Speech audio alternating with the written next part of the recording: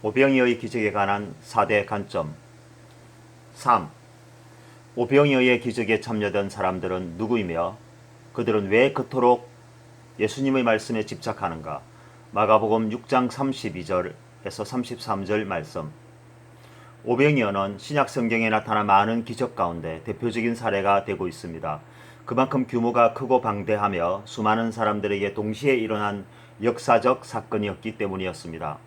오병이어의 기적에 참여되었던 수많은 사람들은 왜 굶주려 있었고 왜 그토록 많은 사람들이 광장이나 교회가 아닌 곳에서 모여 있었는지, 또 이러한 대규모 집회에 조직적인 동원이나 전략적 기획은 없었는지 우리는 성경을 통하여 오늘의 집회를 살펴볼 기회를 갖게 되었습니다.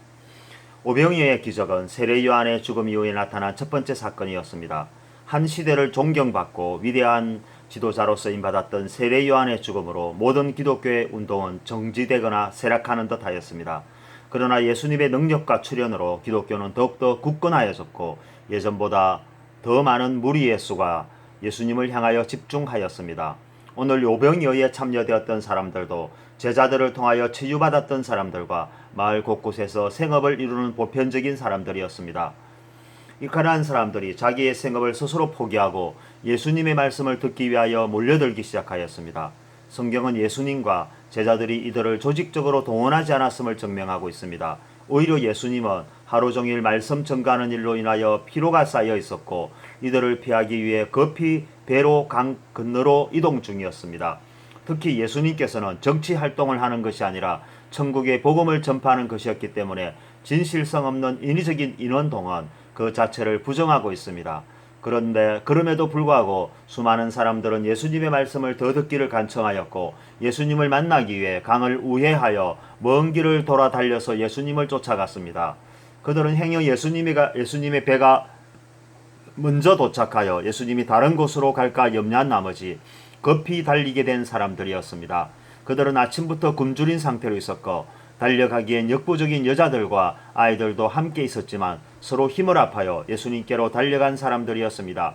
놀라운 것은 그들 모두가 단지 예수님의 말씀을 듣기 위해서 그렇게 혼연일체가 되어 달려왔다는 것입니다. 그들은 예수님께 먹을 것을 구하지도 않았고 또 다른 이벤트와 같은 기적을 요구하지도 않았습니다. 그들은 단지 예수님의 말씀을 듣고 싶었던 사람들이었습니다.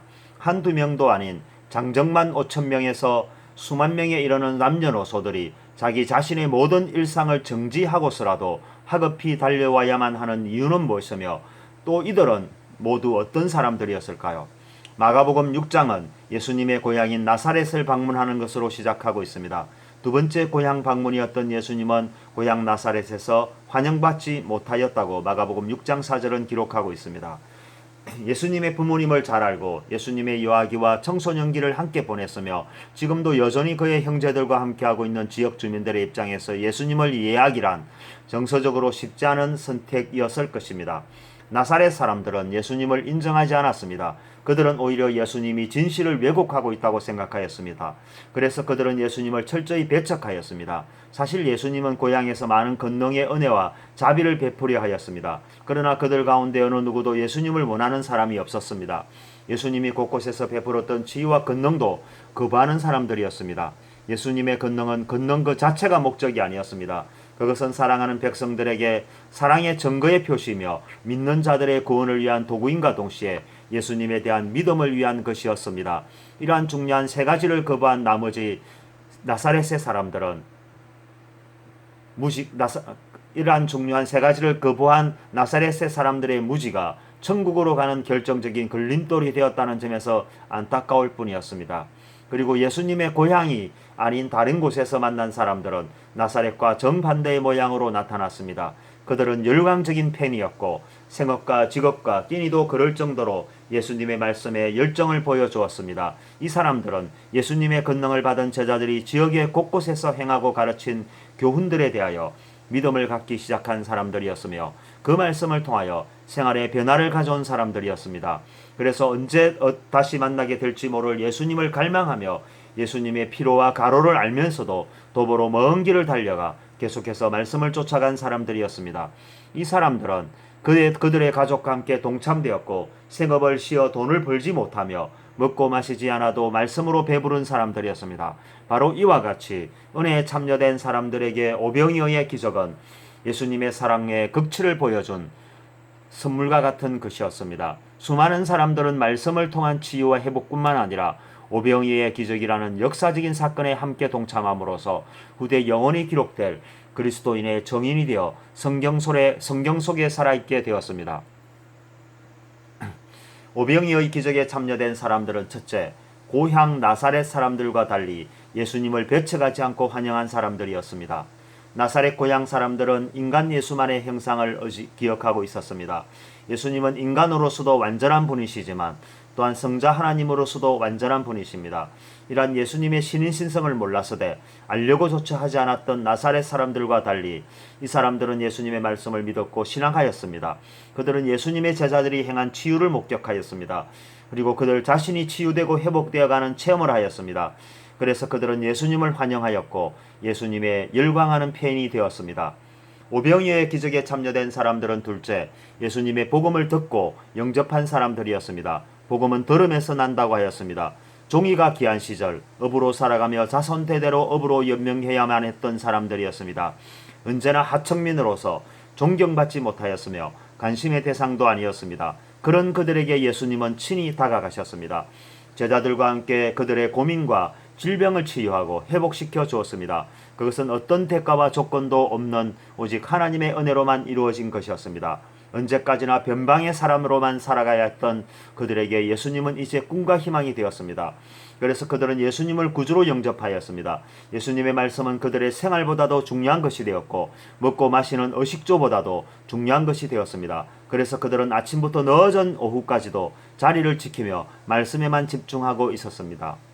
오병이어의 기적에 참여된 사람들은 셋째, 예수님과 예수님의 말씀을 그들의 생활과 의식주보다도 귀한 것으로 여긴 사람들이었습니다. 그들 모두는 각자 생업이 있는 사람들이었습니다. 그들에겐 가족이 있고 일이 있었습니다.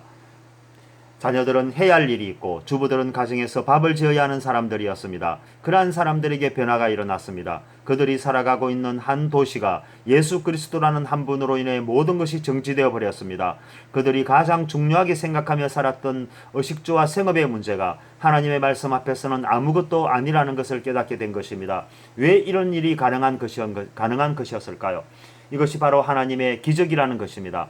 오병이의 기적도 놀라운 것이지만 이보다 더 놀라운 기적은 모든 고을의 남녀노소들이 예수님의 말씀에 갈증을 느끼며 사모하게 되었다는 것입니다. 그래서 그들은 배를 타고 피해가는 예수님의 뒤를 쫓아 달려가게 되었던 것입니다. 예수님의 기적에 참여된 사람들은 넷째, 배를 타고 피항을 하는 예수님을 쫓아 먼 길을 돌아 달려간 사람들이었습니다. 아침 일찍부터 시작된 예수님의 말씀은 오후가 되어도 그칠 줄 몰랐습니다. 예수님은 새벽 미명에 일어나 새벽 기도를 하신 후 바로 말씀을 전가하기 시작하여 몸은 지칠 대로 지쳐 있었습니다. 피로는 쌓여 있었고 휴식이 절대적으로 필요하였습니다. 그런데 많은 무리들로 인하여 휴식은 지체되고 쉴 여유조차 없었습니다.